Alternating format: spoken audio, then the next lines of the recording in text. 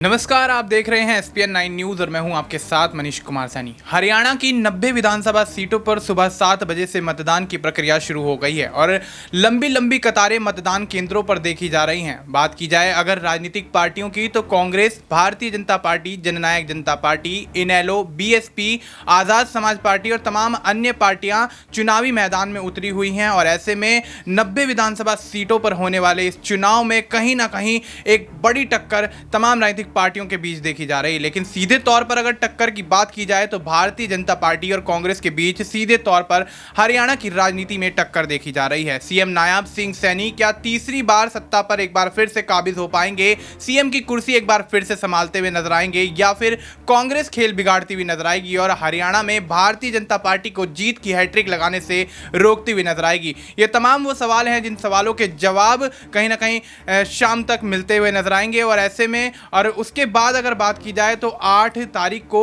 मतदान की जो वोट हैं उनकी गिनती होगी। उसके बाद पता लगेगा कि हरियाणा में आखिर सरकार किसकी बनेगी। ये तमाम ऐसे मुद्दे हैं जो कि हरियाणा की सियासत को, हरियाणा की राजनीति को आगामी समय में प्रभावित करते हुए नजर आएंगे। इस मुद्दे पर चर्चा के लिए हमारे साथ हमारे सीनियर अमन सर मौजूद हैं। सर, बहुत बहुत स्वागत है आपका। सर, किस तरीके से देखते हैं कि हरियाणा में भारतीय जनता पार्टी 2 बार सत्ता पर लगातार काबिज होती हुई नजर आई, यानी कि 10 साल का कार्यकाल भारतीय जनता पार्टी का रहा, जिसमें सूबे में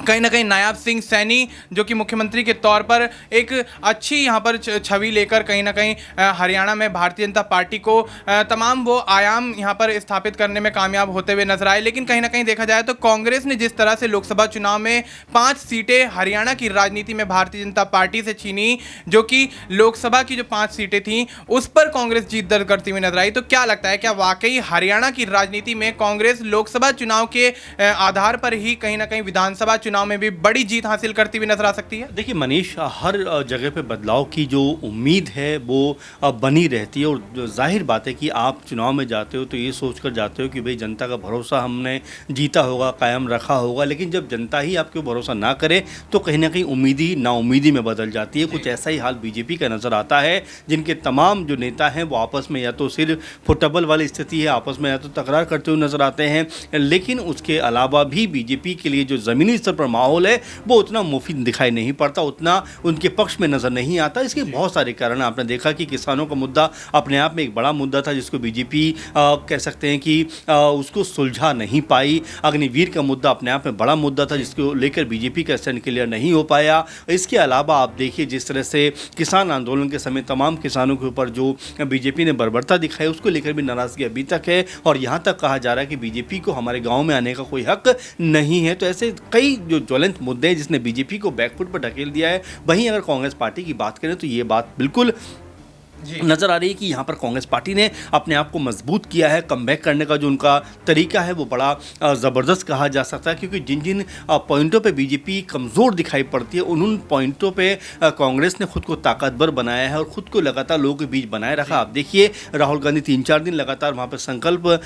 विजय यात्रा करते हैं, लेकिन मोदी जी 3-4 कह सकते रैली करने के बाद वापस दिल्ली आ जाते हैं। अमित शाह भी 3-4 रैली करते हैं। तो ये बताता है कि जो माहौल बीजेपी के लिए नज़र आ रहा है वो बिल्कुल बीजेपी को साफ साफ दिखाई पड़ता है। अनिल विज का आज का बयान देखिए, कहते हैं कि अगर मैं मुख्यमंत्री बना तो हरियाणा को बेहतर कर दूंगा। तो अभी कह सकते हैं गांव बसा नहीं है और पहले ही ये सब चर्चाएं होने लगी, सीएम मैं बनूंगा। और यही बात बीजेपी के नेता कांग्रेस पार्टी को कह रहे थे कि भाई शैलजा जो है वो मुख्यमंत्री बननी चाहिए, वो कह सकते हैं कि पद पर बैठनी चाहिए, दलित चेहरा आगे निकलना चाहिए। लेकिन अपनी उलझनों को बीजेपी नहीं सुलझा पा रही, क्योंकि अनिल विज का अगर आप बयान देखें सीधे तौर पर वो यही बात कह रहे हैं कि अगर वो मुख्यमंत्री बनते हैं और वो बनेंगे तो हरियाणा का जो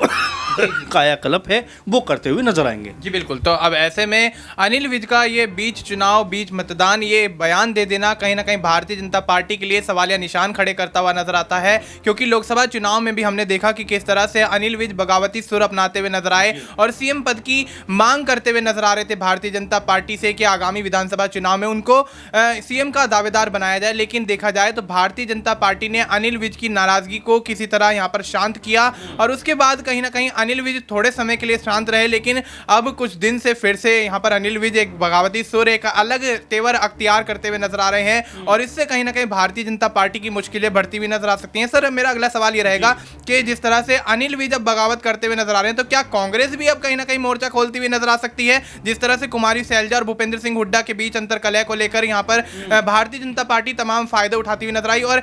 सियासी बयानबाजी करती हुई नजर आई, यहाँ तक कि कुमारी शैलजा को यहाँ पर मनोहर लाल खट्टर और नायब सिंह सैनी उनके समर्थन में उतरकर भारतीय जनता पार्टी में आने का ऑफर तक देते हुए नजर आए। तो क्या लगता है, क्या वाकई अनिल विज को भी इस तरह का कोई ऑफर मिलता हुआ नजर आ सकता है कांग्रेस की तरफ से, जिस तरह से बयानबाजी करते हुए नजर आ रहे हैं और बगावती सिर्फ भारतीय जनता पार्टी के लिए दिखा रहे हैं? क्या लगता है? देखिए, वो तो खैर एक अलग बात है, लेकिन ये आप मानकर चलिए कि बीजेपी के अंदर जो स्थिति है वो आपस में बिल्कुल भी तालमेल नज़र नहीं आता। बिल्कुल भी जो नेताओं, जो बड़े नेता हैं खासकर, उनके बीच जो बॉन्डिंग होनी चाहिए, जो चुनाव के वक्त में एक दूसरे का साथ होना चाहिए, वो नज़र नहीं आया। अनिल विज की धारा कुछ और थी, नायब सिंह सैनी कुछ और कहते दिखाई पड़ते थे, राव इंद्रजीत कुछ और कहते थे, किरण चौधरी कुछ और कहती थी। यानी कि जो बड़े बड़े नेता हैं उन सबका जो हाल है वो बेहाल है। खट्टर का आपने देखा है किस तरह की बयानबाजी वो करते हुए नजर आए। तो तमाम जो नेता हैं बीजेपी के, उन्होंने अपनी ही बयानबाजी से पार्टी का नुकसान करने का काम किया। आप देखिए कंगना रनावत जिस तरह की भाषा का प्रयोग करती हैं, जिस तरह किसानों के ऊपर इल्ज़ाम लगाती हैं, वो भी कहीं ना कहीं आग में घी डालने का काम करती हैं। इससे बीजेपी को नुकसान ही होगा, ये बात मानकर चलिए, क्योंकि किसानों के खिलाफ आप ऐसे वक्त पर बयानबाजी करोगे तो ये जाहिर बात है किसान आपके साथ में खड़े नहीं होंगे और वो तो पहले ही नाराज दिखाई पड़ते हैं। तो ये जो तमाम बीजेपी के नेता हैं, इन्होंने खुद के पैरों पर कुल्हाड़ी मारने का काम किया है। अब आपने सही कहा कि चुनावों के बीच में अगर अनिल विज इस तरह की बात करते हैं, आज इलेक्शन चल रहा है और वो सुबह आते ही ये बात कह देते हैं कि मैं सीएम बनूंगा तो ऐसा कर दूंगा, वैसा कर दूंगा, ये हो जाएगा, तो कहीं ना कहीं से साबित होता है कि आप अपने नेताओं के ऊपर सवाल खड़े कर रहे हैं, अपनी ही पार्टी के ऊपर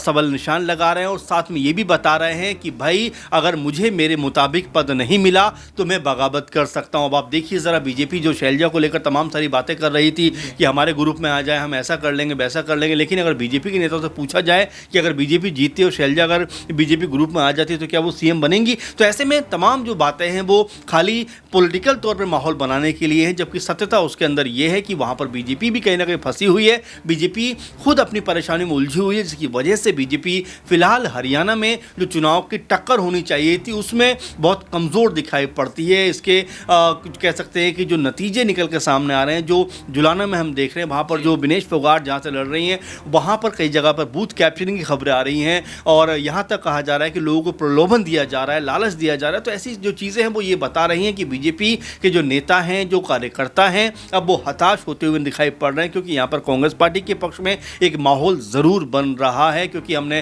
पहले भी बात की थी कि जिस तरह से लोगों से बात करने के बाद जो आंकड़े निकल कर सामने आए, तो उससे ऐसा लगता है कि कांग्रेस पूर्ण बहुमत में आती हुई दिखाई पड़ रही है। जी बिल्कुल। तो अब ऐसे में कहीं ना कहीं कांग्रेस का पलड़ा जो है वो हरियाणा की राजनीति में फिलहाल भारी है और भारतीय जनता पार्टी का पलड़ा थोड़ा हल्का नजर आ रहा है। और जिस तरह से सर ने पूरा समीकरण समझाया, पूरा सिनेरियो समझाया कि किस तरह से भारतीय जनता पार्टी के अंदर भी अंतरकलह का माहौल है, लेकिन भारतीय जनता पार्टी इस चीज़ को उजागर करते हुए नजर नहीं आ रही है, यूं कहेंगे पर्दा डालने की कोशिश कर रही है। लेकिन सर देखा जाए तो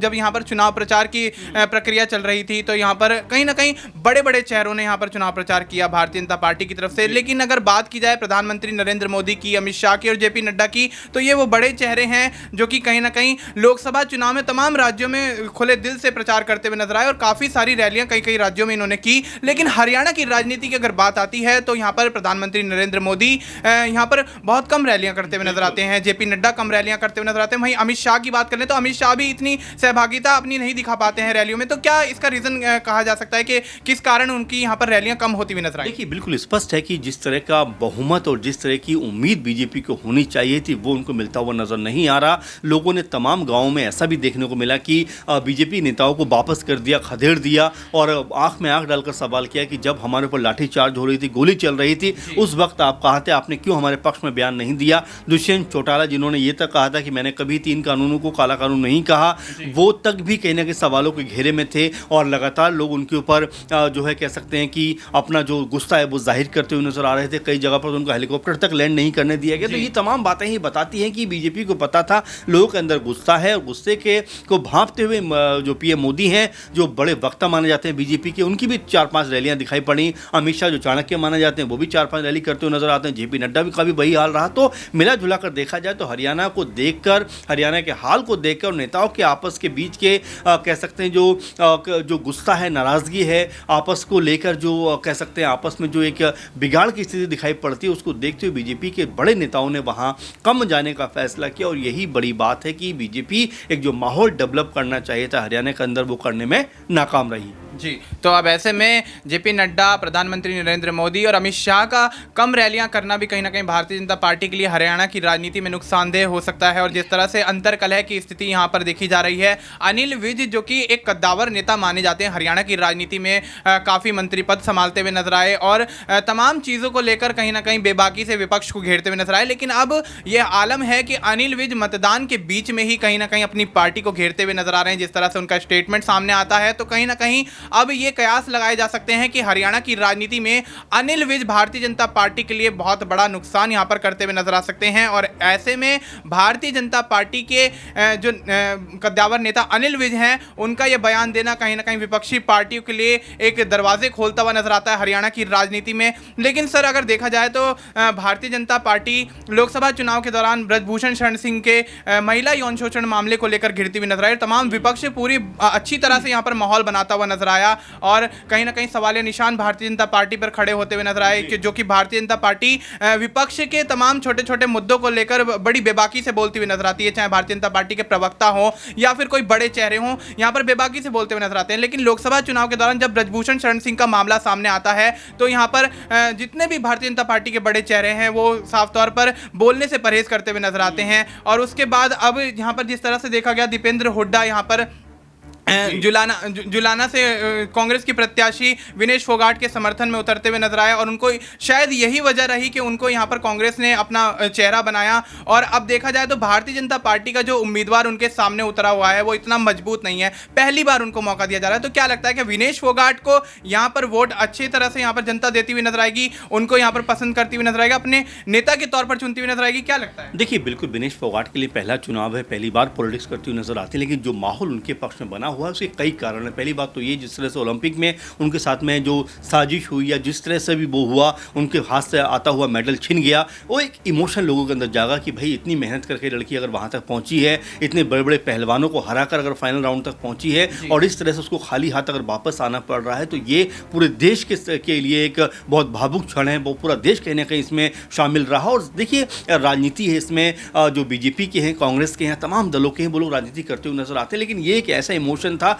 जिसने हर किसी को झकझोर दिया, क्योंकि मुझे याद है कि हम सुबह में जब टीवी देख रहे थे, हमें पूरी उम्मीद थी कि आज विनेश फोगाट जो है गोल्ड लेकर आने वाली है। लेकिन जब खबर ये सामने आई तो हम सब की आंखों में कहीं ना कहीं नम हो गई और हम परेशान हो गए कि भाई ओलंपिक में एक बड़ा हमें खिताब मिलने वाला था, एक बड़ा कह सकते हैं मुकाबला हम जीतने वाले थे, गोल्ड मेडल मिलने वाला था, लेकिन गोल्ड मेडल छोड़िए, हमें सिल्वर तक हमारे हाथों से छिन गया। तो ऐसे में हर देश का जो नागरिक था वो इमोशन में था। और हरियाणा जहाँ की वो बेटी हैं, वो तो अपने आप में एक अलग तरह का माहौल वहाँ पर दिखाई पड़ा। मुझे अभी भी याद है कि जब वो एयरपोर्ट पर आई थी, एयरपोर्ट से लेकर जब घर तक अपने पहुंचते हुए रास्ते में जिस तरह लोग उनका सम्मान कर रहे थे, जिस तरह से उनको आशीर्वाद दे रहे थे, वो ये बताता है कि भले ही विनेश फोगाट ने मेडल ना जीता हो, लेकिन उन्होंने लोगों का दिल जीतने का काम किया। कांग्रेस पार्टी ने मौके को भांपते हुए उनको तुरंत पार्टी में शामिल किया और जुलाना से बोला कि भाई आप चुनाव लड़िए। अब जुलाने की स्थिति आप देखिए जरा, वहां पर कोई भी उनके खिलाफ जाने को तैयार नहीं है। इसीलिए बीजेपी ने अपना प्रत्याशी बेहद हल्का उतार दिया है। दूसरी बड़ी बात कि जिस तरह से हमने देखा कि ब्रजभूषण का जिक्र आप बारंबार कर रहे हैं, ब्रजभूषण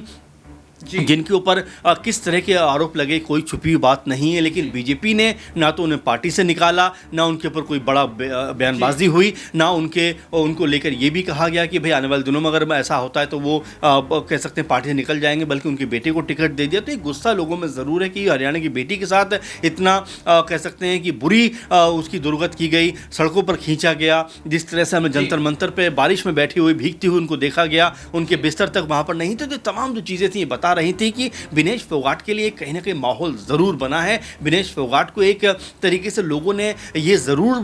कहा है कि भाई आप हरियाणा की बेटी हैं, आपने उस राज्य का नाम रोशन किया। अगर वो राजनीति में आती हैं तो इमोशनली लोग उनसे अटैच हैं और बीजेपी अच्छे से जानती है। ब्रजभूषण को लेकर पहले जिस तरह से ब्रजभूषण ने कहा कि भाई मैं तो जानता था वो कांग्रेस में जाने वाली हैं, ये करने वाली हैं, वो करने वाली हैं, लेकिन देखिए वो किसी भी पार्टी में जाएं, लेकिन इससे आप निर्दोष साबित नहीं होते हो। जो आपके ऊपर मामला चल रहा है वो कोर्ट में है और कोर्ट में जिस तरह की चीज़ें आपने पहले कही थी वो कहीं ना कहीं वहाँ पर साबित होती हुई नजर आती है। तो ये जो तमाम चीज़ें बीजेपी के खिलाफ गई हैं और इसका एडवांटेज एक तरीके से अगर कहें, इसका लाभ अगर कहें, फ़ायदा अगर कहें, तो कांग्रेस पार्टी को विनेश फोगाट को यहाँ पर मिलता हुआ नजर आ रहा है। और जाहिर बात है कि आप देखिए चुनावों के बाद जो परिणाम सामने आएंगे, मुझे ऐसा लगता है क्योंकि बीजेपी के तमाम जो नेता हैं खासकर जुलैना में वो बूथ कैप्चरिंग की खबर आ रही है, वो लोगों को जो है प्रलोभन देने की खबर आ रही है। ये बताता है कि जो बीजेपी के लिए माहौल खासकर जुलैना में है मुफीद नहीं है, इसीलिए वहाँ पर प्रभावशाली तरीके से जो विनेश फोगाट हैं वो चुनाव में डटी हुई हैं, खड़ी हुई हैं और बम्पर जीत की तरफ मुझे ऐसा लगता है बढ़ती हुई नजर आ रही हैं। जी बिल्कुल, तो अब ऐसे में कहीं ना कहीं विनेश फोगाट जुलाना से बम्पर जीत की तरफ बढ़ती हुई नजर आ रही हैं और जिस तरह से उनके लिए यहाँ पर माहौल देखा जा रहा है तो कहीं ना कहीं जुलाना की जनता विनेश फोगाट का समर्थन करती हुई भी नजर आ रही है। बूथ पर हमने देखा कि किस तरह से सुबह से यहाँ पर लंबी लंबी कतारें लगी हुई हैं, लोग अपने घरों से मतदान करने के लिए निकल रहे हैं और जब यहाँ बूथ कैप्चरिंग का मामला सामने आता है तो उसके लिए भी कहीं ना कहीं एक्शन लेती हुई नजर आती है। लेकिन देखा जाए तो सर पूरा हरियाणा का अगर समीकरण समझा जाए तो भारतीय जनता पार्टी के लिए कुल मिलाकर माहौल इस वक्त ठीक नहीं है। तो क्या लगता है, क्या हरियाणा में कांग्रेस की सरकार बनती हुई नजर आएगी, भारतीय जनता पार्टी को एक बड़ा झटका यहाँ पर लगता हुआ नजर आएगा? क्या देखिए बिल्कुल मनीष, जाहिर बात है कि जो आंकड़े हैं वो इस बातें गवाह हैं कि भाई जिस तरह से बीजेपी को माहौल बनाना चाहिए था, जिस तरह से 10 साल सत्ता में रहे उनकी बातों को रखना चाहिए था, लेकिन राहुल गांधी ने अगर जलेबी दिखा दी तो पूरी बीजेपी जलेबी के ऊपर टूट पड़ी कि भाई ये कैसा बयान है। बेहतर ये होता है कि बीजेपी के नेताओं को अपने कामों के बारे में बताना चाहिए था, क्योंकि देखिए सत्ता में अगर 10 साल से हैं तो जिम्मेदारी आपके ऊपर बढ़ जाती है कि आपने जो कुछ किया है आप उनके ऊपर जो है बात करें। लेकिन राहुल गांधी या जो भी स्टेटमेंट देते हैं, बीजेपी के तमाम नेता चाहे पीएम मोदी हो, अमित शाह हो, उनके ही बयानों के ऊपर बात करते हुए नजर आते हैं। और यही जो राहुल गांधी ने अब समझ लिया है किस तरह से बीजेपी को अपने जाल में फंसाना है। कोई भी एक बयान दे दो, बीजेपी के तमाम नेता उसी पर लगे रहते हैं और यहाँ पर लोगों के साथ में एक इमोशनल जो अटैचमेंट है वो राहुल गांधी को मिलता हुआ नजर आ रहा है। और बीजेपी के नेताओं को अब समझने की जरूरत है कि देखिए हिंदू मुस्लिम अब बहुत हो गया, अब आप जो है सभी समुदायों को लेकर चलने की जरूरत है। कि राहुल गांधी ने जिस तरह से स्टेटमेंट दिया हरियाणा में कि मुझे 36 बिरादरी का वोट चाहिए, मैं 36 बिरादरी को आगे लेकर जाना चाहता हूँ। देखते हैं सिंबॉलिक तौर पे कि मुझे समाज के सब धर्म जाति और समुदायों का वोट चाहिए, बताता है कि राहुल गांधी अब नब्ज पकड़ रहे हैं धीरे धीरे लोगों की कि धर्म जाति के नाम पर बांटकर हम लंबे समय तक राजनीति नहीं कर सकते, हमें काम की बात करनी पड़ेगी। आपने देखा राहुल गांधी ने जो प्लेयर हैं उनसे बात की कि भाई डाइट आपकी कैसे होती है, आप किस तरह से पूरा जो है अपना प्रैक्टिस वो करते हैं। यानी कि एक छोटी छोटी चीज़ों पर राहुल गांधी अब काम कर रहे हैं और जाहिर बात है कि जमीनी स्तर पर जब आप ऐसे लोगों से फायदा करते हैं, बात करते हैं, तो पार्टी के लेवल पर इसका फायदा होता हुआ नजर आता है। जी बिल्कुल, तब ऐसे में राहुल गांधी की जिक्र यहाँ पर जब हुआ तो राहुल गांधी के बारे में सर ने किस तरह से बताया कि राहुल गांधी यहाँ पर बयान बेशक दे देते हैं, भारतीय जनता पार्टी को बयान की तरफ खींच लेते हैं और उसके बाद कहीं ना कहीं एक राजनीति खेल जाते हैं और उसके बाद जनता जो है उनके समर्थन में उतरती हुई नजर आती है। हरियाणा में तमाम ये मुद्दे हैं जो कहीं ना कहीं भारतीय जनता पार्टी के सियासी भविष्य के लिए ठीक नहीं दिखाई दे रहे हैं। अब चाहे पहलवानों का मुद्दा हो, चाहे किसानों का मुद्दा हो, हरियाणा में रोजगार का मुद्दा हो, तमाम ऐसी चीजें हैं जिसको लेकर जनता कहीं ना कहीं हरियाणा की मौजूदा सरकार से नाखुश है और ऐसे में अब जनता भी बदलाव चाहती है। और जिस तरह से विनेश फोगाट के पोलिंग बूथ पर देखा गया, विनेश फोगाट वाले एरिया में पोलिंग बूथ पर हमने देखा कि किस तरह से जनता उनके समर्थन में उतरती हुई नजर आ रही है। और ऐसे में भारतीय जनता पार्टी के कद्दावर नेता अनिल विज का इस तरह से बड़ा बयान दे देना, बीच चुनाव बीच मतदान, इस तरह से बड़ा बयान दे देना कहीं ना कहीं भारतीय जनता पार्टी के सियासी भविष्य पर एक खतरा मंडराता हुआ इस वक्त नजर आ रहा है। और ऐसे में हरियाणा की राजनीति में आगे क्या कुछ और होने वाला है इस पर हम आपको अपडेट देते रहेंगे। फिलहाल देश और दुनिया से जुड़ी तमाम जानकारी के लिए आप देखते रहिए SPN9 न्यूज। मिलते हैं आपसे अगले वीडियो में, तब तक के लिए नमस्कार।